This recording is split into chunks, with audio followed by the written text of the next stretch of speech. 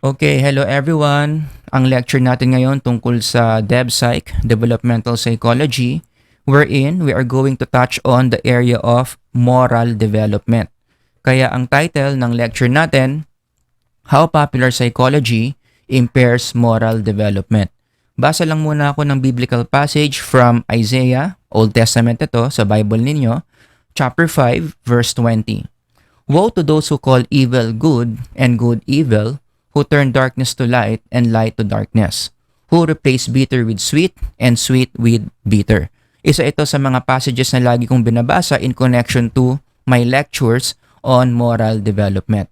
So mamaya as I go along, i-connect natin itong passage na to sa topic na yan. Now, before I dig deeper into this topic, there are two terms na kinakailangan kong i-define para maging malinaw ang lahat. Number one, let's define morality, and number two, popular psychology. Unahin natin yung morality. Ang sabi ng APA, ano ang morality? A system of beliefs, mga paniniwala na may kinalaman sa right conduct, what is acceptable or unacceptable.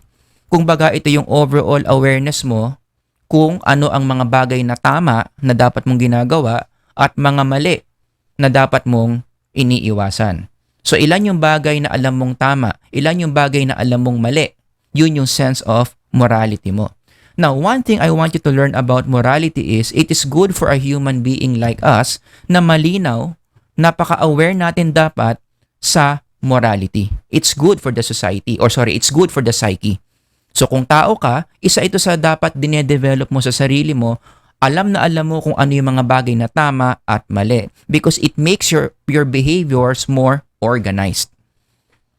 Diba? Kapag ang tao alam niya yung tama at mali, habang nabubuhay siya, mas nagiging maayos yung behaviors niya. Mas nagiging constructive yung behaviors niya. For example, alam mong tama ang mag-aral at alam mong mali ang mag-drugs. Anong itsura ng ganyang tao? Magiging productive na tao yan. Magiging maayos yung paggamit niya sa oras niya. Everyday, pagising niya sa umaga, majority of his or her time, tungkol sa pag-aaral. Magbabasa ng libro yan, magbabasa ng notes yan, a-attend ng klase yan, makikinig yan sa teacher niya, so on and so forth. Right? Tapos, yung behaviors niya palayo, going away from drugs kasi alam niyang mali ang mag-drugs. Sisirain yan yung future niya. Sisirain yan yung utak niya. So, a person who is so aware of what's right and what's wrong, nagiging maganda, organize yung behavior niya. Makakita ka ngayon ng taong masipag mag-aral at umiiwas sa bisyo. O ngayon, gawin mong collective yan. Lahat ng tao, naging organized yung behaviors, it makes the existence of human societies possible. Kaya tayo nagkakaroon ng lipunan kasi lahat ng tao sa lipunan, although hindi tayo perfect, pero ginagawa natin lahat yung best natin to do what's right and to avoid what is wrong. Kaya nagiging posible ang mga proseso within the society, like for example, transportation system. Bakit sa Pilipinas meron tayong transportation system? Kasi ang mga tao merong moral awareness kung ano ang tama at mali sa traffic rules. Lahat ng tao sinusunod yung principle na ang red light dapat huminto at ang green light dapat mag-go. Hindi mo pwedeng pagbaliktarin yan. Hindi mo pwedeng sabihin na para sa akin ang red light go at ang green light is stop. Pag nangyari yon, magkakagulo-gulo tayo sa trapiko, transportation system will not be possible. So kaya lang tayo merong transport system kasi nga ang mga tao very aware kung ano ang tama at mali sa batas trapiko. Right? Kaya again, developing a sense of morality is good in the personal level pati na rin sa societal level. Ngayon, the opposite is true. Ang mga tao na walang sense of morality, yung behaviors nila very random. And it's not a good thing. Diba? Yung mga tao na walang sense of tama at mali, ginagawa lang nila yung gusto nila, depende sa feelings nila, random behaviors, it's a very risky personality trait to have. In fact, in the psychological language, ang tawag sa mga ganyang tao is mabababa yung kanilang conscientiousness. Wala silang pakialam kung ano ang tama o anong mali. Randomly, they will just do what they feel like doing. And according to this research, kapag ang tao ganyan ng ugali, mababa ang conscientiousness, it affects negatively different aspects of their lives, lalong-lalo na physical health. Itong article na to talks about physical health. Ang mga taong mabababa ang conscientiousness, mataas ang risk for heart disease and cancer. Kasi gumagawa sila ng mga risky behaviors na sumisira sa katawan nila. Kung ano-ano na lang kinakain, kung ano-ano na lang mga bisyo ang ginagawa, so on and so forth, that destroy their body. Kaya sa developmental psychology, isa ito sa mga considered risk factors. Hindi maganda kapag mababa ang level of conscientiousness mo. Ang mga taong mababa ang conscientiousness, kailangan nila mag-workshop, mag-therapy para tumaas yung conscientiousness at malayo sila sa mga risky behaviors. Now, going back to morality, another thing I want you to learn about morality is para magkaroon ng moral awareness ang tao, dapat tinatanggap natin yung objective morality. Ibig sabihin ng objective morality, tinatanggap mo na ang buhay hindi neutral. Merong mga bagay na sadyang tama at mga bagay na sadyang mali bago ka pa napunta dito sa mundo. Wala sa pananaw mo, wala sa opinion mo, wala sa feelings mo kung ang isang bagay ay tama or mali. Meron na talagang nag-set kung ano ang tama at mga maling bagay sa buhay. Yan nga yung reason kung bakit doon sa opening passage natin, bakit nakakapag-label tayo ng good and evil. Right? The fact na meron tayong words na good and evil, hindi neutral ang mundo. Talagang simula't simula pa, meron na mga tamang mga bagay at maling mga bagay. Yun yung ibig sabihin ng objective morality. Hindi nakadepende sa opinion mo, sa feelings mo, kung ang isang bagay ay tama or mali. Sa simula't simula pa lang, ulitin ko, wrong things and right things already exist. Kaya ito yung magandang illustration dyan, no? Para maipakita yung objective morality, yung picture ni Moses, hawak niya yung tablets of the Ten Commandments. Yung Ten Commandments, nauna yan kay Moses, sinulat lang ng Diyos yan. Pero ever since the world started, meron na kaagad mga Ten Commandments. Meron ng mga bagay na tama at mali in the spiritual realm. Bago pa pinanganak si Moses, 10 commandments na yan. Yan yung ibig sabihin ng objective morality. Rightness or wrongness of things does not depend on you. So kahit anong feeling mo sa pagnanakaw, kahit anong feeling mo sa pagpatay ng kapwa, ang mananatiling tama at mali, independent sa'yo. Talagang mali ang magnakaw, mali ang pumatay. Kahit ba sabihin mong, pero in that situation, feeling ko okay lang mag-steal. In that situation, parang feeling ko okay lang pumatay. Pag naniniwala ka sa objective morality, it does not depend on your feelings. Nagigets nyo? Yan yung ibig sabihin ng objective morality. Now, why am I emphasizing this?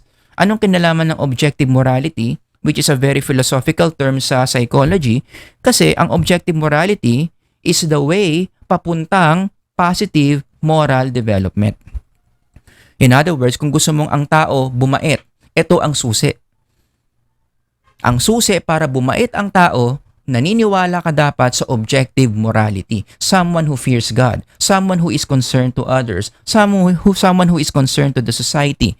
Ang isang taong may prinsipyo, bakit siya naging ganyan? Kasi yan yung tinuro sa kanya, meron siyang objective morality na dapat niyang sundin. Regardless kung anong feeling niya. Regardless kung agree siya o hindi sa mga batas na yon. And to be more specific, saan ba galing yung objective morality na yan? From the ultimate spirit, the ultimate psyche, who is God Himself. God determines what's right and wrong. Not your heart, not your opinion, not your parents, not the government, not even the law. What determines what's right and wrong? The ultimate spiritual being who is God. Yan yung ibig sabihin ng objective morality at yan yung susi para maging maayos yung moral development. Saan ba natin makikita yung listahan ng Diyos kung ano ang tama at mali? Diyan ngayon papasok yung sacred text of the Bible.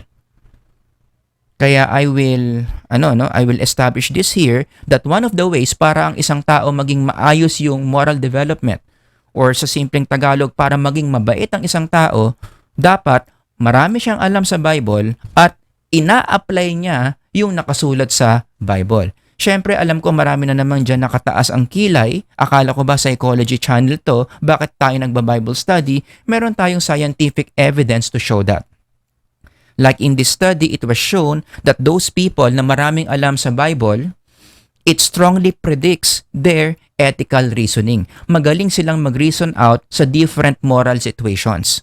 In fact, kung babasahin mo pa ito, nasa pinakamataas silang level ni Lawrence Kohlberg. Yung mga psych majors dyan, kilala nyo si Lawrence Kohlberg.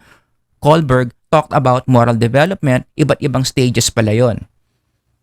So those people who are good with the Bible, maraming alam sa Bible, mataas ang Bible knowledge, most likely it predicts na nasa pinakamataas silang moral reasoning sa stages ni Lawrence Kohlberg. And as we know in psychology, reasoning is very related to our behaviors, although hindi lagi. Pero mataas yung chance, no, that the way you reason out will determine your behavior. So kung maganda ang iyong moral reasoning, most likely matatranslate yan sa moral behavior. Kung tama ang pananaw mo tungkol sa honesty in business, hindi ka nandadaya ng taxes mo, most likely yun talaga yung gagawin mo. Hindi ka mandadaya sa taxes mo. Is that clear? So yan yung yan yung relationship ng objective morality papunta sa magandang moral development.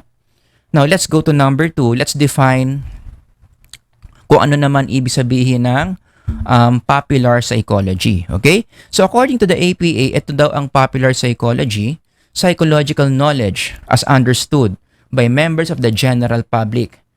Tama ba? As understood by members of the general public which may be oversimplified, misinterpreted, and out of date. Yan. Bigyan ko kayo ng mga example ng mga knowledge na considered popular psychology, and I'm going to focus on these ideas in this lecture, yung dalawang yan. These are very pop psych ideas. Number 1 is following your heart. Yan, may mga ganyang quotable quote pa. The rest of the world may follow the rules, but I must follow my heart. Nako. Number 2, ito, yung you deserve mentality. Yan yung mga ganyang quotable quote. You deserve to feel good. These are both popular psychology ideas. At dahil nga popular psychology to, marami mga tao in our society today naniniwala na tama yang mga yan. In fact, I want you to test yourself in a scale of 1 to 10. 10 being the highest, 1 the lowest. Gaano ka ka-agree sa mga statements na yan? 10 super agree, 1 super don't agree. Kung ang sagot mo dyan is 6 to 10, naniniwala ka na tama ito, 6 to 10, most likely na biktima ka na ng popular psychology. And I will not be surprised if you are one of those people na naniniwala na tama yung mga ideas na yan, kaya nga siya popular eh. Yan yung laging pine-present. Yan yung pinapaniwala sa mga tao na tamang paniwalaan. But what many people don't realize is these are very toxic ideas. Kasi itong dalawang ideas na to is based on the wrong assumption that it's good for psychological health. Kaya maraming taong naniniwala. Yan kasi yung pinaparating ng pop psych. Kapag naniwala ka dito, if you keep on following your heart, if you live your everyday by feeling good, maganda sa mental health yan, the thing is mali. Kasinungalingan. As I go along this lecture, you will see how toxic, how poisonous these pop psych ideas are. Ang laki ng epekto niyan, lalong-lalo na sa moral development ng tao.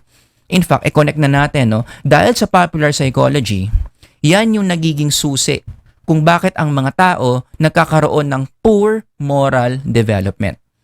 Sabi na nga ng isang quotable quote, too many of today's children have straight teeth and crooked morals. I want to emphasize on those words, crooked morals. In a more scientific term, mababa, pangit ang moral development. Nakakita na ba kayo ng tao na may crooked morals? Poor ang moral development. Ano ang common denominator nila? Letter A, wala silang pakialam kung ang ginagawa nila tama or mali. Feeling nila lahat ng behaviors neutral. Hindi sila naniniwala sa objective moral truth. Para sa kanila, everything is neutral. You just do what you feel like doing. Huwag niyong immoralize yung mga bagay-bagay. So kung gusto kong tumakbo sa kalye ng nakahubad, okay lang. Huwag niyong immoralize yan. Trip ko lang talagang gawin yon. Indicator of a crooked moral. Or letter B, another definition of crooked morality or poor moral development is baliktad yung paniniwala nila on what is right and wrong. 'Di ba sabi ko kanina, sa objective morality, mayroong mga bagay na tama at mayroong mga bagay na mali. Ang isang tao na pangit ang moral development, yung mga bagay na tama, ginagawa niyang mali, at yung mga bagay na mali, ginagawa niyang tama. Yun yung dinidescribe ni Isaiah dito sa chapter 5 verse 20. The fact na may sinabi siyang, woe to those, ibig sabihin, may mga tao na ganyan talaga. Kawawa naman ang mga taong ganyan, sabi ni Isaiah. Kinukonsider nilang tama yung mga mali at kinukonsider nilang mali yung mga tama. Okay, so this is a perfect description of what it means to have crooked morals. Ngayon, ang tanong ko that I want to answer in this lecture is, ano yung proseso that leads to that?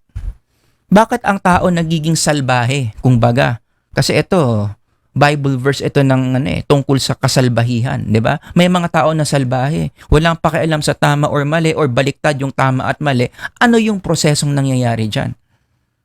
At ngayon pa lang establish ko na kaya nangyayari yan, kaya nagkakaroon ng crooked morality because of the teachings of popular psychology na pinakita ko kanina. Kaya ito yung overall framework that I'm gonna defend in this lecture. Na-expose ka sa popular psychology, therefore, na-internalize mo yung mga ideas na yan na nagkalat saan? Sa Facebook, nagkalat yan sa Instagram, nagkalat yan sa YouTube, pinopromote yan ng mga artista, pinopromote yan ng mga e-books, ng mga influencers, ng mga motivational speakers. Yan. So, sa kakapromote nila, akala mo tama. So, na-internalize mo na. Kasi feeling mo wala namang problema dyan, naiyak-iyak ka pa nga kasi na-inspire ka. So, pinanindigan mo, ito ngayon yung filosofiya mo sa buhay. You always follow your heart and then you think you deserve to feel good. Yan yung mga reasons kung bakit ang tao nagkakaroon ng crooked morals or sa simpleng Tagalog, yan yung reason bakit ang mga tao nagiging salbahe. But I want to be more specific, no? What are the two ways how popular psychology develops crooked morals? Ano yung mga specific teachings in pop psych that leads to crooked morality? Okay? Number one, anong ginagawa ng popular psychology? Popular psychology blocks negative emotions. Tandaan nyo yan. Hinaharangan ng popular psych yung negative emotions. Ano ngayon? How does that lead to crooked morality? Here's the basic principle. Negative emotions are the foundations of discipline. Kung gusto mong magdisiplina ng isang tao, there's no other way but to increase that person's negative emotion. At yung pagdidisiplina na yan na sinasabi ko, yan yung daan papuntang positive moral development para ang tao bumait. Tama ba? That's one of the ways. Para ang tao bumait, marami siyang disiplina ang kailangan. Pero para madisiplina mo siya ng maayos, kinakailangan gagamitan mo siya ng negative emotions. Like for example, negative emotions like what? Guilt. 'Di ba? Pag nagdidisiplina tayo ng bata or someone, minsan pinapataas natin yung guilt nila. Kita mo na yung ginawa mo. Kita mo na nasaktan yung bata. Kita mo na yung ginawa mo, nakastorbo ka pa sa kanila. Bakit mo ginagawa yon? Para makita nila yung consequence ng ginawa nila, next time, hindi na nila gagawin. Minsan, in using discipline, we also use blame. Ikaw kasi, bakit mo ginawa yan? Bakit mo ginagawa yan? Bakit tayo nagbe-blame? Kasi trip lang natin para bumagsak yung mental health ng tao? Hindi. Ginagawa natin, ginagamit natin yung blame para i-establish yung sense of responsibility ng negative behavior doon sa gumawa ng behavior. Para malaman niya na ikaw ang reason kung bakit nangyari itong mga masasamang bagay na to.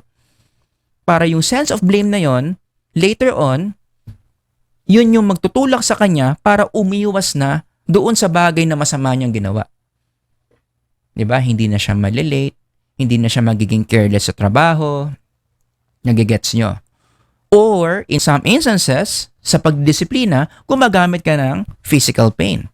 Now, don't get me wrong, I am not promoting physical pain, but a certain degree of physical pain is needed para magkaroon ng disiplina yung tao. Bakit ka nagbibigay ng minimal physical pain? Bakit mo pinapalo? Bakit mo kinukurot? Bakit mo pinipingot yung tenga? Para ma-associate niya yung pain sa negative behavior na ginawa. So next time, hindi na niya gagawin yung negative behavior na yon para hindi niya ma-experience yung physical pain. Meron na siyang sense of inhibition. Mag-a-agree dyan si B.F. Skinner. Mag-a-agree dyan sila Ivan Pavlov who talk about classical conditioning. O, di ba? So, yun yung different negative emotions that we use to promote discipline. And again, the more we discipline, the more we use these negative emotions, mas nagiging maayos ang moral development ng tao. Kaya nga even in the Bible, ang discipline pinopromote. Specifically, Proverbs 13:24. May sinabing dalawang objects dyan, the rod and the staff. Okay? Sa shepherds, if you do some research, ang rod and staff ginagamit ng mga shepherds yan para idisiplina, para mas maging organized ang behaviors ng mga sheep na inaalagaan nila. Of course, no, i-translate mo yan sa human beings, kasi ito mga spiritual analogies lang yan, no? Pero gawin mo sa tao yan, ang ibig sabihin lang yan, ang tao kinakailangan ng rod at ng staff. At yung rod and staff na yan, by nature, pag ginamit mo sa tao yan, tataas yung negative emotions nila. Okay? So, didisiplinahin natin yung bata, gagamitan mo ng rod and staff, via words, via physical punishments, yan. Tataas yung guilt, blame, and physical pain nila. Okay? So, in the Bible, pinopromote ang discipline. O, ang isa ko pang paborito na illustration dito, look at how God disciplined Adam and Eve. The first discipline. Remember that time in the book of Genesis when human beings disobeyed God. Si Eva, ginawa yung behavior na ang sabi ng Diyos wag gawin. Kinain niya yung prutas of the knowledge of good and evil, tapos binigay pa niya kay Adam na asawa niya. O fast forward, ano nangyari? Nagkaroon ng consequence, kinonfront sila ni Lord. Diba? Look at the first confrontation here. The man said, the woman whom you gave to be with me, she gave me fruit of the tree and I ate. Then the Lord God said to the woman, what is this that you have done? I want you to picture how God said those words. What is this that you have done? Yan ba malumanay? Diba? Imaginein mo, how do we say this kapag ginagawa natin to, let's say sa mga bata? Tignan mo yung ginawa mo. Diba? Yung ganong tono, patataasin talaga yung negative emotions mo. Which is understandable. Which is ganon naman talaga dapat kasi nagdidisiplina ka. Does that make sense? Tignan mo yung ginawa mo. Oh. And then, i-forward mo from verse 12, basahin nyo na lang yung sinabi ni Lord sa babae sa verse 16. Anong sinabi ni Lord sa lalaki sa verse 17? You will sense. Ilagay mo yung sarili mo kay Adam and Eve, ano mangyayari sa'yo? If you hear those words coming from God, tataas yung negative emotions mo. Take note, si Lord nung nagdisiplina, hindi siya gumamit ng popular psychology way, which is ganyan. Anong sasabihin ng mga popular psychologists? Pag magko-correct ka ng taong nagkamali, ito yung mga words na sikat, okay lang yan. Alam mo, kahit nagawa mo yan, naiintindihan kita. Ayan. Alam mo, kaya mo nagawa yan kasi tao ka lang. Ay, wag mo muna pagalitan yan. Wag mo muna masyadong seryosohin yan kasi bata pa yan. Ano ang common denominator among all these statements? All of these statements protect the feelings of the person that you are disciplining. Pinoprotektahan mo na hindi masaktan yung taong dinidisiplina mo. Diba? Which is mali. Look at how God did it. Talagang dinerecho niya. Anong ginawa mo? Mali ang ginawa mo, kaya may parusa kayo. Ikaw babae, ito mangyayari sa'yo. Again, basahin niyo verse 16. Ikaw lalaki, may parusa ka, ito mangyayari sa'yo. Yan yung sa verse 17. Tapos, i-forward mo pa, towards the end, ano yung isa pang parusang ginawa ni Lord kay Adam and Eve? Pinalaya sila sa Garden of Eden. And that will also increase your negative emotion. Am I right? Pag pinalayas ka sa isang lugar, kasi may nagawa kang mali. Pero si Lord balance, if you will notice. Bago niya pinalaya si Adam and Eve, ginawa niya muna ng damit si Adam and Eve. So meron pa rin pagmamahal. Balance. In psychological language, in DevPsych, authoritative parenting. Does that make sense? Balance of love and discipline. Mahal ko kayo. Gusto ko meron pa rin kayong mga damit. Ito ang damit ninyo. Pero may punishment kayo sa ginawa nyong mali. Layas kayo sa Garden of Eden. Balanse. Siyempre may mga nakataas na naman ng mga kilay dyan. Bakit na naman tayo nagba-Bible study? Do we have evidence for this? Na effective ang negative emotions sa pagdidisiplina? Meron. Yan. Like for example, in this article, may kinalaman daw sa moral development ang negative emotions. Specifically, kung i-connect mo to sa Big 5 personality traits, remember the Big 5? Alin doon ang pinaka-related sa moral development? Guess what? Neuroticism. Studies show that neuroticism is a strong predictor of moral reasoning and behaviors. Ang mga taong mataas ang neuroticism, sila yung mga tao na mabilis maturuan. Sila yung mga taong mabilis maging aware sa kung ano ang tama at mali. Halimbawa, kapag mataas ang neuroticism ng tao, yan, mabilis silang mag-guilty, ayaw nilang mapahiya, takot sila sa punishment, mabilis mag-worry, so what do? They follow the rules. They do their best to do what is right and to avoid what is wrong. Natatranslate nila yon sa moral behaviors nila. Kaya ito yung mga taong mababait. Sunod ng sunod sa batas trapiko, sinusunod lahat ng deadlines, sinusunod lahat ng sinasabi ng teacher, mabilis silang sumunod. Kasi mataas ang level of neuroticism nila. Kung pababain mo yung neuroticism, in fact, in DevPsych, yan yung common denominator ng mga psychopaths. Sobrang baba ng neuroticism nila. Wala silang guilt, walang hiya sila, hindi sila takot sa punishment, hindi sila nagwo-worry. Anong e-expect mo kapag ganyan ang profile ng tao? Halos absent ang neuroticism leads to a lot of immoral behaviors. Sila yung mga taong hindi sumusunod at wala silang pakialam kung hindi sila sumusunod sa rules. Sarap na sarap sila sa hindi pagsunod sa rules. Kumbaga Ted Bundy ang labas mo. Wala kang problema sa pagpatay ng mga tao kasi nga hindi nga gumagana yung neuroticism mo. Hindi ka na-feel bad sa mga bagay na mali mong ginagawa. And that's exactly what popular psychology does. Going back to that slide, yan ang ginagawa ng PopPsych. Haharangan niya yung mga negative emotions na dapat sana nararanasan ng isang tao para gumanda yung moral development niya. Kaya ang implication dito, I hope you realize, is a certain degree of neuroticism is good for moral development. Kung gusto nating bumait ang tao, anong gagawin natin? Disiplinahin. And that involves increasing negative emotions. Ano problema? Sa popular psychology, bawal yan. Huwag mong gagawin yan. Because you deserve to feel good. So kung ikaw, biktima ka ng popular psychology, you believe that you want to feel good.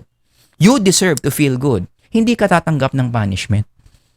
Hindi ka magiging open for correction. Ayaw mo ng threat, ayaw mo ng guilt, ayaw mo ng pain. Kasi yan na lang yung lagi mong ililinya. Huwag mo akong disiplinahin, it makes me feel bad.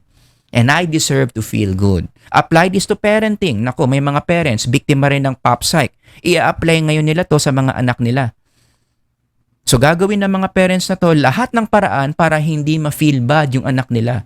So yung anak nila na magulo sa opisina, yung anak nila na magulo sa mall, yung anak nila na magulo sa isang party, nagbasag doon, nagmumura, nag-aaway ng ibang bata, hindi na nila gagawin to. Huwag mong i-punish, huwag mong i-correct, huwag mong i-threaten, huwag mong ipag-guilty, huwag mong saktan.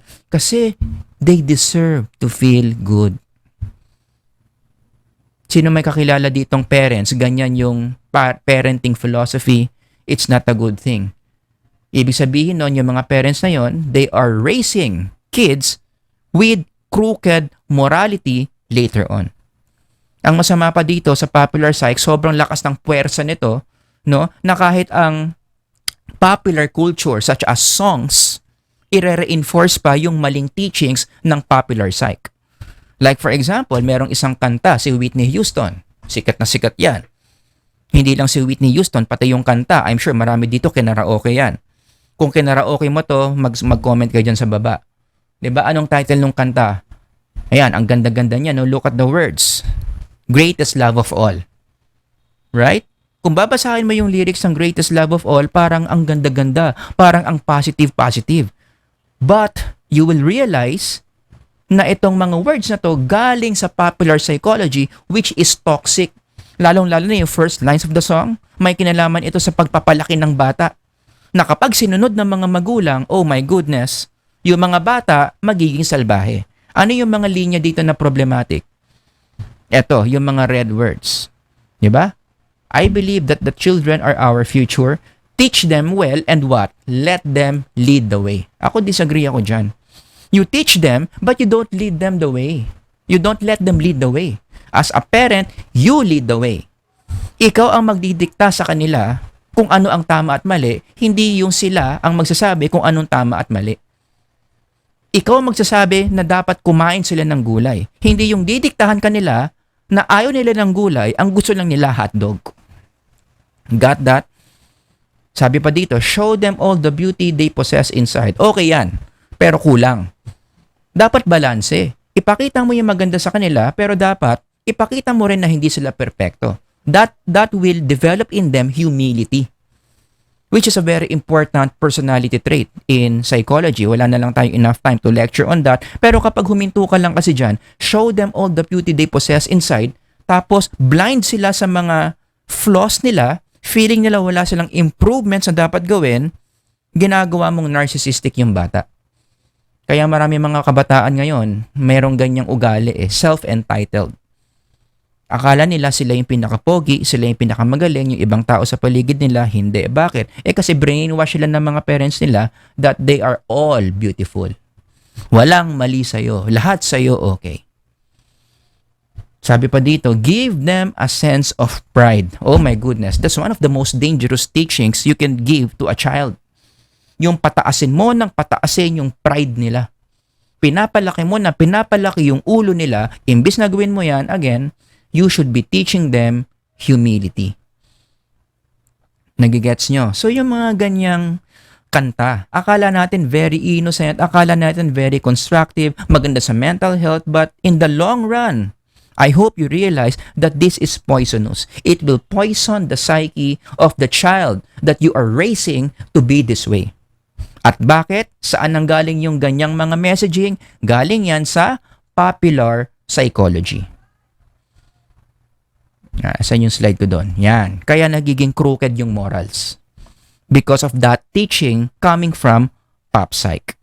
Number 2, paano ang popular psychology makes the morality crooked? Kasi ang popular psychology overinflates the self. Papalubuhin niya, palalakihin niya yung importance ng sarili. Now, let me further explain, no? Paano bumabait ng isang tao other than discipline? Another important finding in morality research is emotional intelligence predicts good moral development.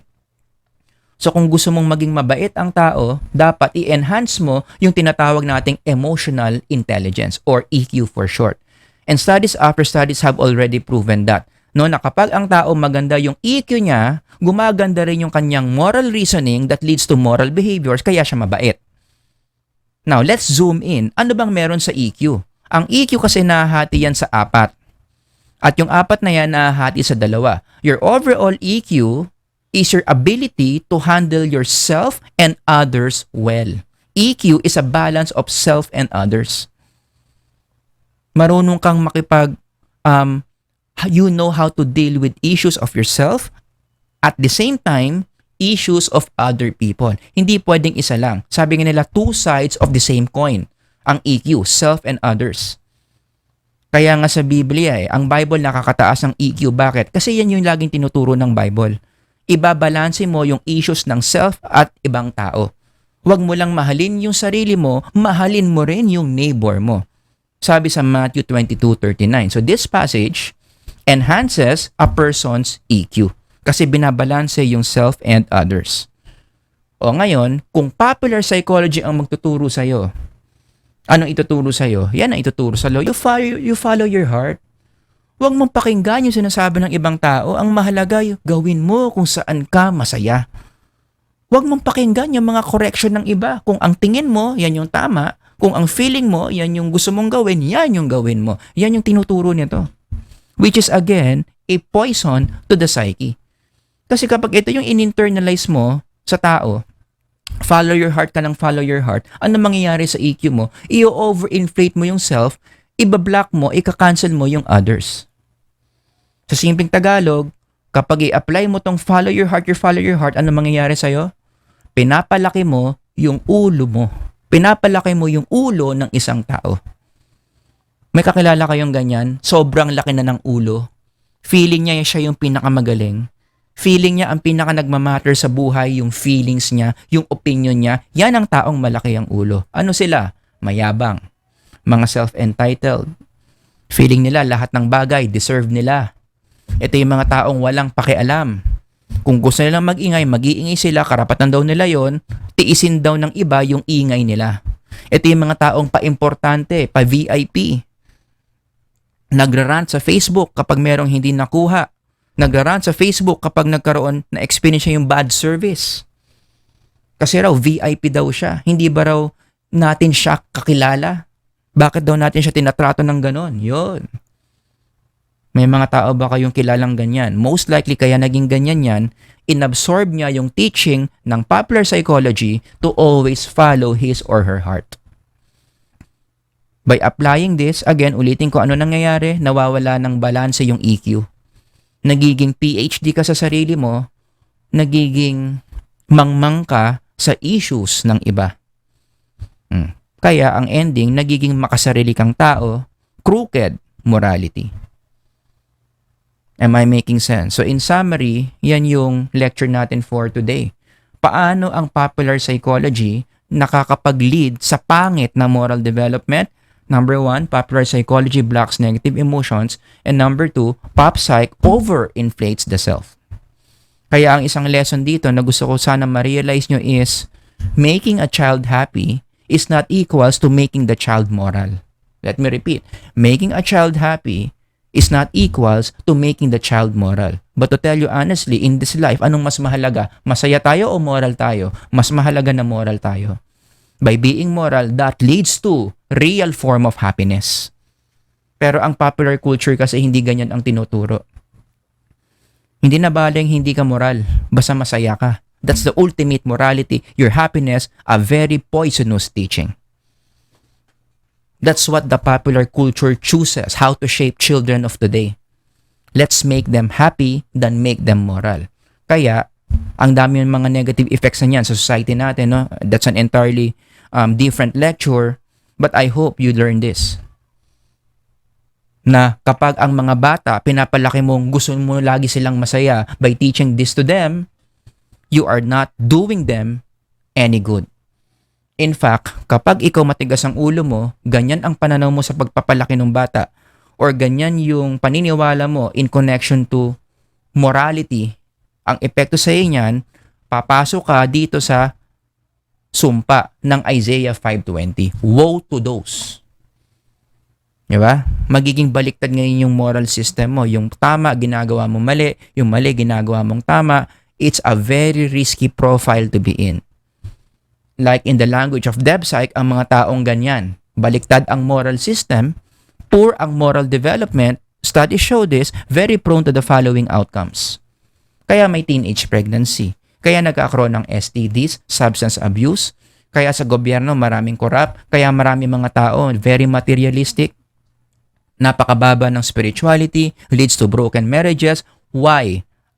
Bakit naging ganyan ang outcome sa mga buhay nila? Ang origin, crooked morality. Bakit naging crooked yung morality na niwala sa popular psychology? Kaya ang alternative framework that I'm gonna offer here, which I'm sure marami magtataas ng kilay, but I don't care because this is the truth. This is the right thing to teach. Ganyan dapat. If we want to straighten people out, pagandahin yung moral development nila, then ang magandang gawin dyan, ituro natin yung basic spiritual truths written in God's Word. Maging aware yung mga tao sa tama at maling bagay sa buhay, i-apply nila sa mga buhay nila. The Bible guarantees it leads to good moral development, which by the way is supported by scientific research. Basahin nyo tong article na to, i-zoom in ko. If you have time, you read this. Okay? So yan ang maikli nating lecture. Sana naipaliwanag ko ng maayos kung paano ba nagiging salbahe yung tao. Yan. Via popular psychology. If you have any questions, comments, or suggested topics, ilagay nyo lang dyan sa comment section. Sir Howard here. Hanggang sa susunod na lecture. God bless everyone. Bye.